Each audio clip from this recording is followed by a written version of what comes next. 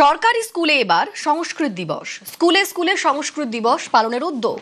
25 থেকে 31শে অগস্ট রাজ্যে সংস্কৃত সপ্তাহ পালন। সপ্তাহের মধ্যে একদিন সংস্কৃত দিবস পালনের নির্দেশ। স্কুল শিক্ষা দপ্তরের উদ্যোগে সংস্কৃত দিবস। জেলায় জেলায় ডিআইদের কাছে নির্দেশিকা। এ নিয়ে মন্ত্রী দিলীপ ঘোষ কি বললেন শোনাবো। পশ্চিমবাংলা থেকে সংস্কৃত ভাষাকে উৎখাত করে দেওয়া হয়েছিল। অসংস্কৃত অসংস্কারিত লোকেরা এখানে দাপিয়ে বেড়াচ্ছিল।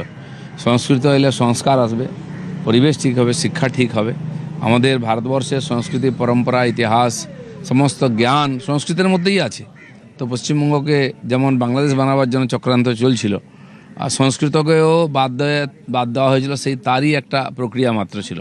তার পরিবর্তন হওয়া উচিত, পুনরায় সংস্কৃতের প্রতিষ্ঠা হওয়া উচিত এখানে, যাতে পরবর্তী প্রজন্মের মধ্যে সংস্কারও আসে।